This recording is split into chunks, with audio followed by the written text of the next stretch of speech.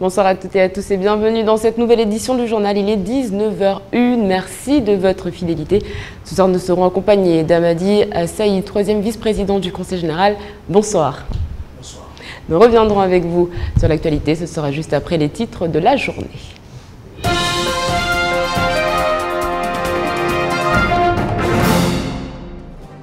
Et puis à la une de l'actualité, les élections cantonales à moins de 2 mois de l'échéance électorale, les tensions se font vives. Après les blocages à la mairie de Dembéni et de Mtsangamouji, c'est au tour des habitants de Mamoudzou de s'inquiéter. Certains d'entre eux dénoncent leur radiation des listes électorales. Avec l'activation de la Banque publique d'investissement qui remplace l'AFD sur le créneau de la garantie, les choses changent. Le dossier est d'importance pour les entreprises de l'île. Le fonds mahorais de garantie a disparu avec cette reprise en main. Il appartient désormais au département de garantir avec la BPI l'activité des sociétés. Et puis les vendeurs à la sauvette font leur grand retour au marché. Fini les fruits et légumes, place au parapluie. Des parapluies qui s'arrachent comme des petits pains aux grandes dames des commerces plus traditionnels.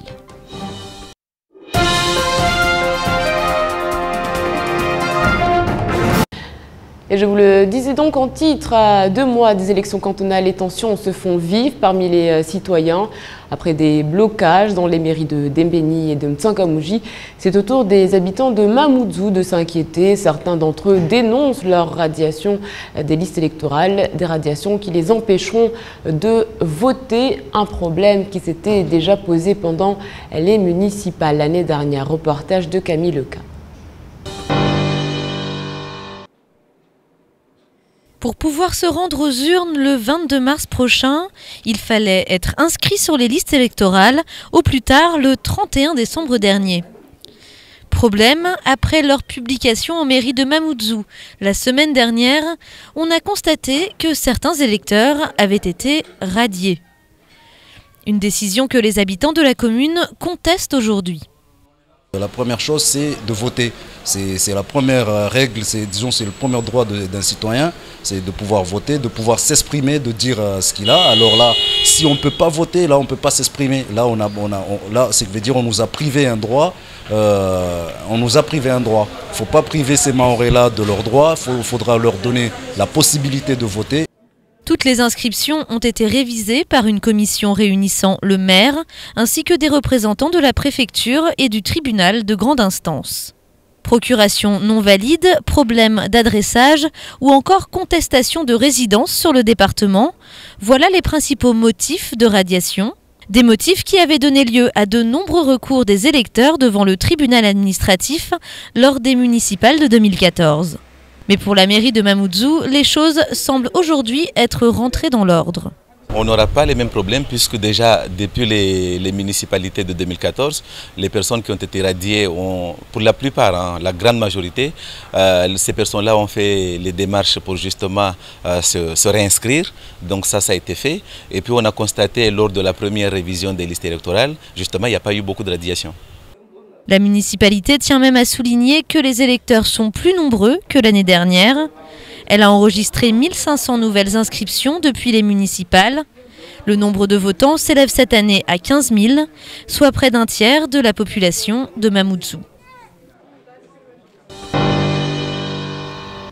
Camille Leca qui était donc accompagné de Abbas Alidi. Enfin, sachez que pour pouvoir se rendre aux urnes, donc le 22 mars prochain, il fallait être inscrit sur les listes électorales au plus tard le 31 décembre dernier. À Madicède, on a l'impression qu'à chaque échéance électorale, c'est le même problème qui se pose. Pourtant, Dieu sait qu'on communique dessus, sur cette importance à s'inscrire et se réinscrire.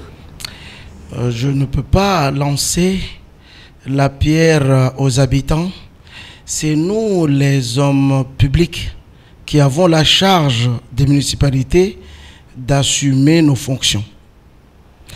Aux dernières municipales, le problème c'était comment poser à Congo aussi.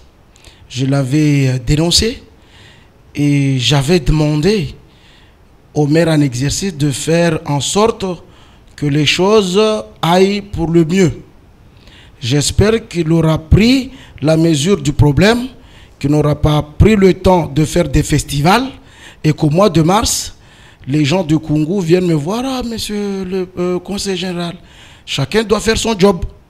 Donc je pense que si les municipalités depuis 2008 qui ont la liberté d'ajuster leur budget, de faire leurs priorités, avaient pris les mesures de l'adressage des rues pour qu'on sache qui est qui dans les quartiers, on aurait beaucoup avancé.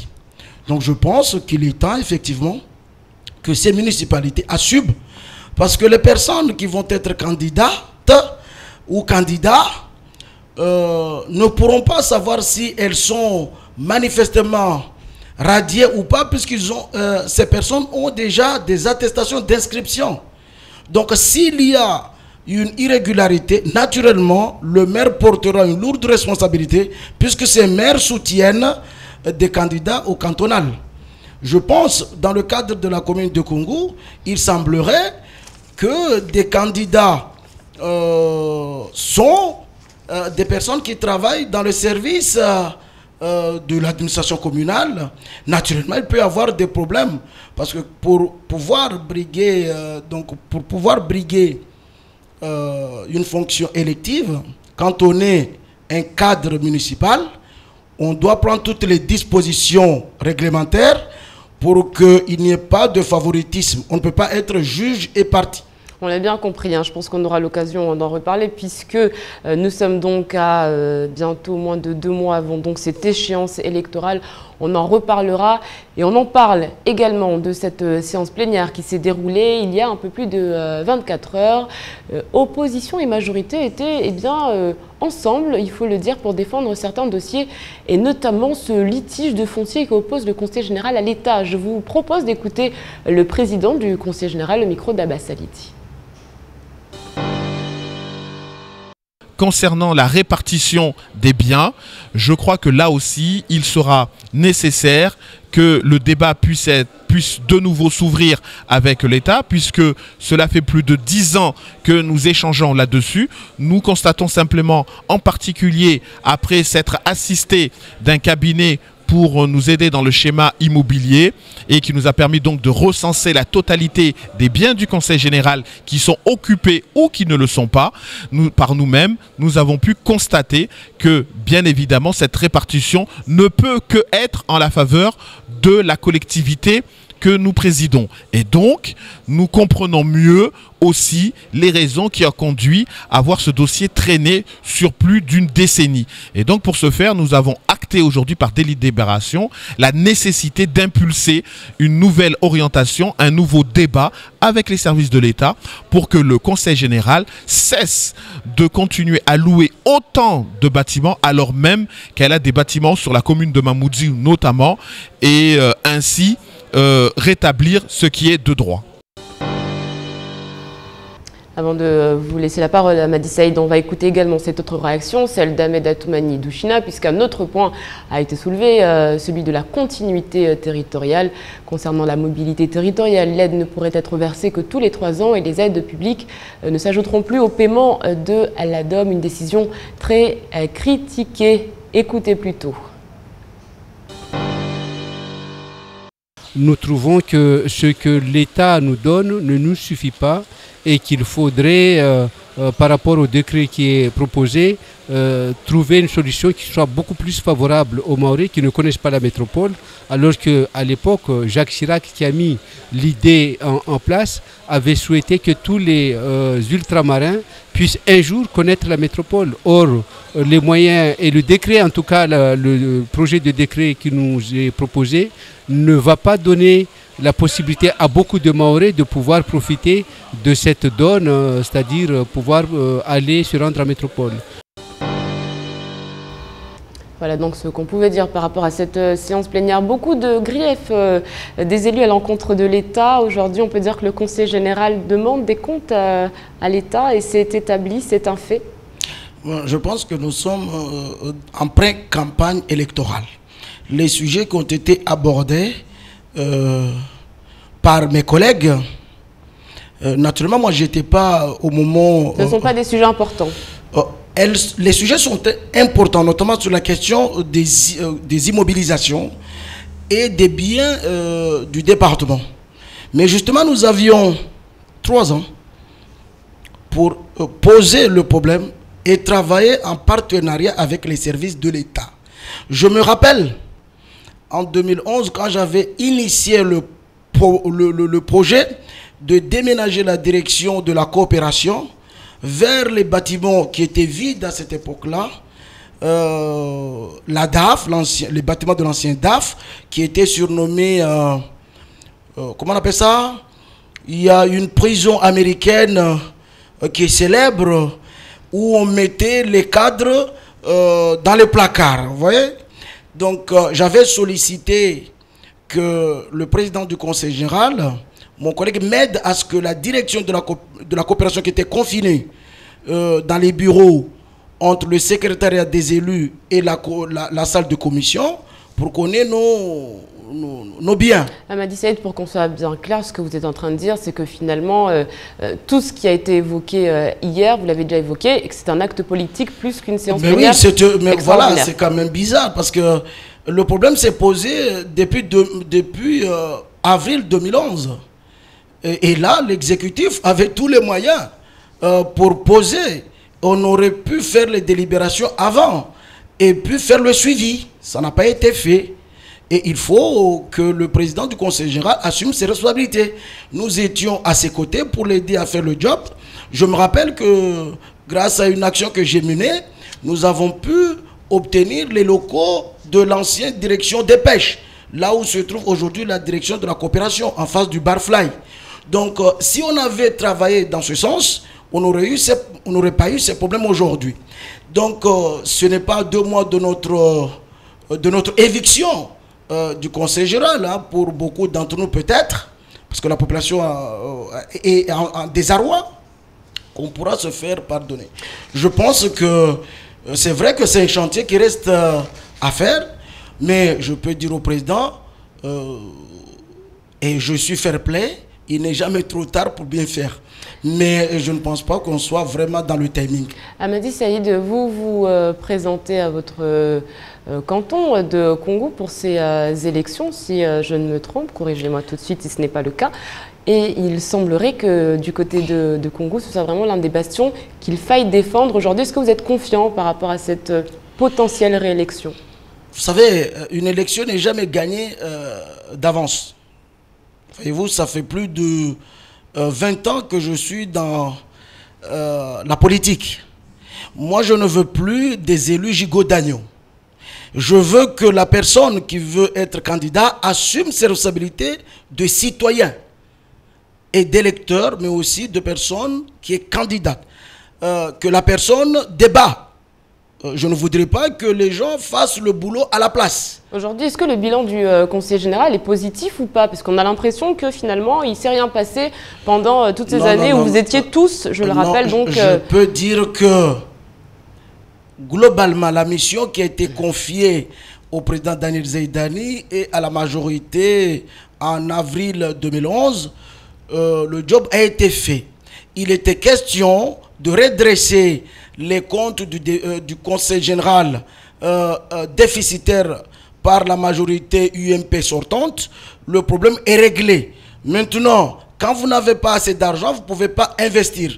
Mais à partir de 2014, le président du conseil général et sa majorité a initié un travail d'aller vers les entreprises. Nous avons aidé pas mal d'entreprises. Donc je pense que le job a été fait. Mais la population estime que ce n'est pas suffisant. On va en parler justement de ces entreprises, puisque c'est une bien mauvaise nouvelle pour l'économie mahoraise. Le fonds mahorais de garantie n'existe plus en 2015. Ces fonds étaient destinés à apporter des garanties financières aux entreprises en nécessité. Initialement géré par l'Agence française de développement, il a été transféré à la Banque publique d'investissement au mois de janvier 2014, mais depuis, à rien. Les explications sur ce dossier complexe de Camille Leca. BTP, tourisme, transport, comment une entreprise peut-elle faire quand elle n'a pas les garanties financières nécessaires pour mener à bien ses activités? Avant 2014, elle pouvait compter sur un financement de 50 à 90% via le fonds mahorais de garantie. Géré par l'AFD puis par la Banque publique d'investissement, ce fonds a aujourd'hui complètement disparu des aides aux entreprises. Si la disparition de ce fonds est pour le moins étrange, c'est qu'elle n'a jamais été évoquée lors des réunions de travail de la BPI. Face à ce constat, Daniel Zaidani, qui préside la banque publique, a tenu à rassurer les entreprises sur les engagements du département. Nous avons décidé en ce début d'année 2015 de poursuivre nos aides à l'investissement auprès des entreprises afin de les encourager à continuer leur activité professionnelle et à continuer à créer de l'emploi, puisque un emploi créé permet très simplement à sortir de la détresse sociale plus de 5 Mahorais, puisque un chef de famille qui travaille nourrit jusqu'à 5 bouches. Le président du Conseil général a aussi déclaré qu'il allait se rapprocher très rapidement de la BPI afin de trouver des solutions. Et il faut faire vite car le sujet pourrait causer de lourds dégâts dans le monde économique mahorais d'ici les semaines à venir. On a l'impression que face à ce dossier complexe, les entrepreneurs n'ont pas entendu la même chose. Certains pensent encore que ce fonds existe, d'autres sont persuadés qu'il n'existe pas. L'économie mahoraise est décidément bien mise à mal aujourd'hui, Madi Saïd. Mais l'économie, il faut d'abord se poser la question du chef d'entreprise mahorais. Parce qu'il faut que les chefs d'entreprise mahorais soient de vrais chefs d'entreprise qui s'entourent. Mais il ne faut pas qu'on reste avec le schéma traditionnel. Il faut qu'un chef d'entreprise sache faire un bilan, faire un devis par lui-même. Ça suppose une formation par les services et les centres qui existent. Et je peux vous rappeler qu'on nous a parlé de Katiba, on nous a parlé des accords nationaux entre l'État et la collectivité. Mais on nous avait parlé d'une agence de développement. Elle était inscrite, elle n'a jamais pu avoir le jour. C'est lors des derniers vœux du préfet, le 16 janvier, qu'on nous a parlé d'une agence nationale. Voyez-vous? Donc nous sommes à des milliers de lieux vis-à-vis de la nation.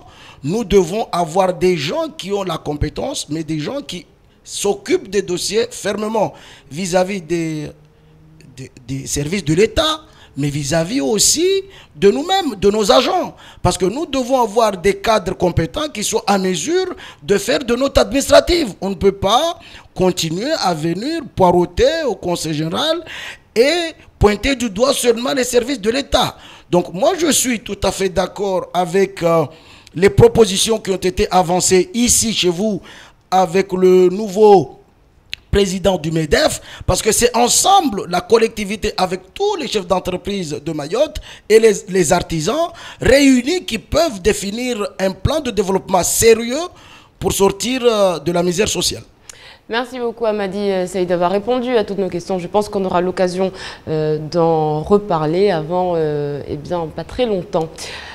En bref, on apprend qu'après l'annonce de l'attribution du siège social ARS-SSM-CAF au groupe réunionnais CBO territorial, Idanel a déposé un recours. Une première audience aura lieu devant le tribunal administratif ce jeudi. La chef d'entreprise qui dénonce notamment la participation d'architectes au projet de CBO qui avait eu accès au propre projet de la chef d'entreprise et qui connaissait donc parfaitement le dossier mahorais. Elle indique également que l'appel à projet était à rendre pour le 15 septembre 2014, mais que CBO n'a obtenu son permis de construire que le 17 septembre. On en reparlera donc, et ce lors de cette première audience au tribunal administratif qui aura lieu dans 2 jours. Comme toute saison de pluie, les parapluies explosent en ce moment. On en voit de toutes les couleurs, de toutes les formes. Les affaires reprennent pour les commerçants et surtout pour les vendeurs à la sauvette. 5 € le parapluie, les stocks se vident et les commerçants traditionnels désespèrent. Shakil Soufé, Leslie Vimoni.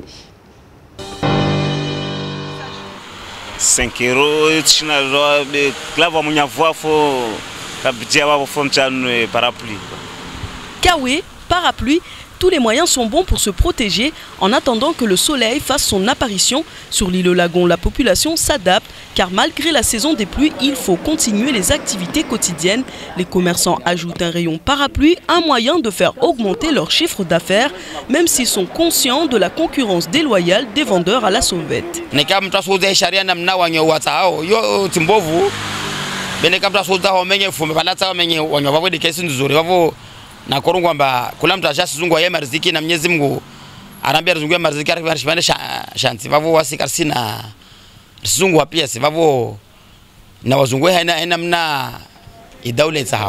À en croire les quelques témoignages recueillis, les Mahorais consacreraient 20 à 50 euros de budget pour l'achat de parapluies et de kawé, et ce tous les ans. Une aubaine pour les vendeurs à la sauvette. En une journée, ce vendeur peut vendre plus de 20 parapluies. Il gagne ainsi en moyenne entre 50 et 100 euros. La journée, on voulait 50 euros. Yoka Shirina Sita. Non, on est jouant donc tu m'as voulu lewa. Bravo. Wata na mtumba tujuan kimba kanona tu chez Medzakamba et moi voulais ko. Avant tu na kama na mpare nudi. Mais quand la police municipale arrive sur les lieux, c'est la panique. Les vendeurs à la sauvette font mine de partir et reviennent aussitôt à leur point de vente habituel. Et si c'est la crise et que certains produits ont du mal à s'écrouler, ici, ça n'est pas le cas. Les parapluies ont encore de beaux jours devant eux. Et puis sachez par ailleurs que la vigilance forte pluie, elle, est levée. Néanmoins, quelques recommandations délivrées par Électricité de Mayotte. Ne pas toucher les câbles tombés à terre, se tenir éloigné des poteaux cassés, se tenir éloigné des étincelles sur le réseau. Signaler des incidents de ce type et d'autres pouvant mettre en danger la vie d'autrui. Un numéro de téléphone, le 02 69 62 50 05, voilà, un numéro 02 69 62 50 05. Et puis pendant ce temps, direction Aqua, où des jeunes, eux, ne perdent pas de temps. Ils se retrouvent presque tous les jours sur une plage afin de s'entraîner à faire des acrobaties. En effet, rien ne vaut un peu de sport et de gymnastique pour s'occuper et tuer le temps. Pour faire l'acrobate, il faut être bien dans sa tête et surtout bien dans son corps. Reportage de Hassinia Moussa, Shakila Issouf et Leslie Vimenet.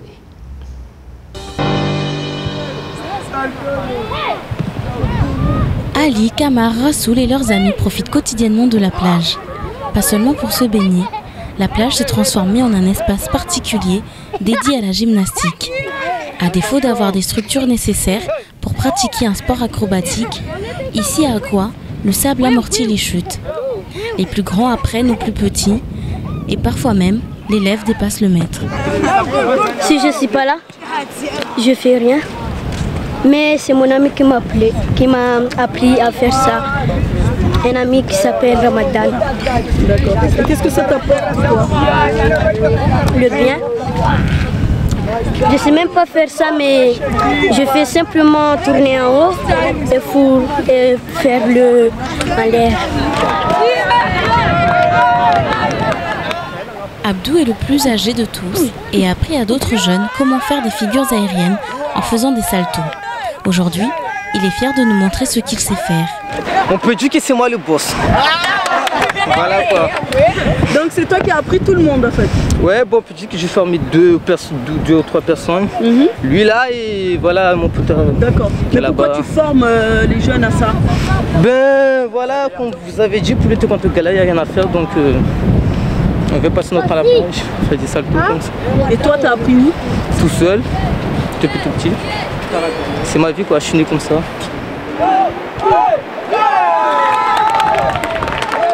Quand on les regarde réaliser leur acrobatie, on réalise combien cette jeunesse a besoin d'être valorisée et poussée vers l'avant. Mais sur le 101e département, la priorité des projets politiques ne semble pas prendre en considération les attentes de cette jeunesse qui mène une vie monotone sans se soucier de l'avenir. Voilà pour ces belles images. Dans quelques instants, nous irons du côté de Combagny. En attendant, il est l'heure pour nous de faire un point du côté de l'actualité en bref dans votre journal.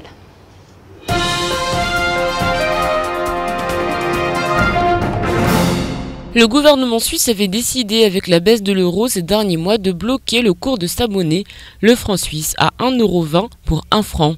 Aujourd'hui, les autorités helvétiques ont décidé de libérer les cours et les conséquences sont directes, notamment pour le CHM à cause d'un crédit toxique.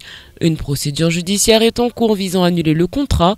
De plus, le CHM compte sur une mesure mise en place par le gouvernement qui avait activé un dispositif d'aide aux établissements publics et en souscrit des emprunts toxiques. Les dossiers éligibles pourront faire l'objet d'un versement de la totalité de l'aide en une fois. En décembre 2014, l'indice des prix à la consommation à Mayotte augmente de 0,1%. Sur un an, les prix augmentent de 0,7% à Mayotte et de 0,1% en France. Les prix des produits alimentaires augmentent de 0,4% en décembre. Ils sont portés par les viandes et les volailles. Sur un an, les prix de l'énergie reculent, les prix des produits manufacturés progressent, le prix du tabac est en baisse. La vigilance forte pluie a été levée à Mayotte depuis ce matin. Néanmoins, on rappelle que les centres opérationnels de surveillance et de sauvetage disposent désormais d'un numéro d'urgence, le 196. Il permet une mise en contact téléphonique le plus rapidement possible avec les CROSS sans retarder l'envoi de moyens adaptés à la situation d'urgence. Ils peuvent également solliciter les opérateurs de téléphonie sans se justifier d'une demande de localisation. Enfin, attention, le 196 ne substitue pas en mer à la VHF qui reste prioritaire pour alerter et rester en contact avec le CROSS et les moyens de secours.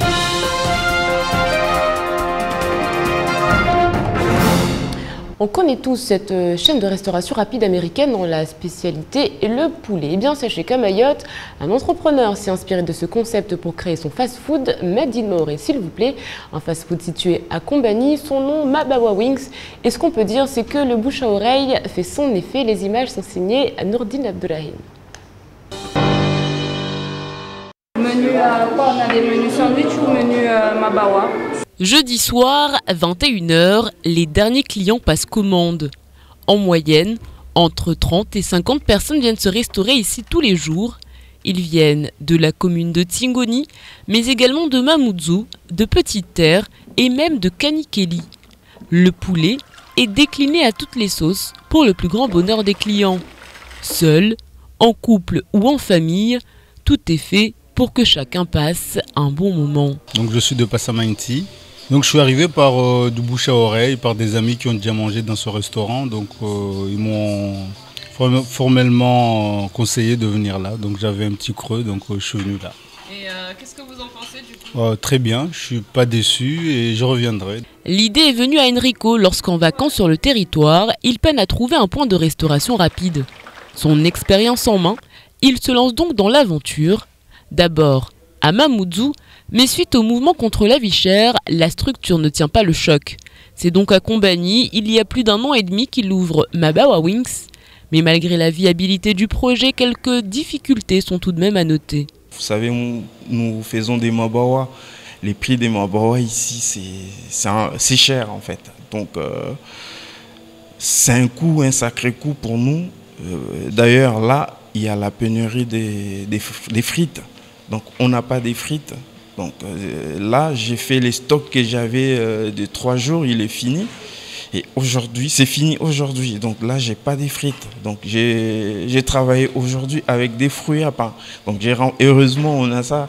Mais pour Enrico, le projet n'en est qu'à ses débuts. Il a de grandes ambitions pour le Mabawa. Prochainement, il va en effet installer ses drives sur tout le département.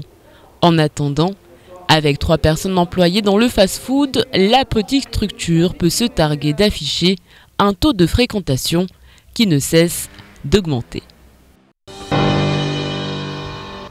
Alors, un reportage qui donne faim. Merci à Madissé d'être resté avec nous. À demain, n'hésitez pas à souhaiter une bonne fête à Agnès. Et puis sachez que demain, c'est la journée internationale des câlins. Je vous souhaite une agréable soirée sur KTV. Dans quelques instants, la météo d'Ornella Périne, suivi du journal en maoré et du temps de parole consacré au nouveau bâtonnier de Mayotte. Excellente soirée sur KTV. On se retrouve demain. Kwaheri.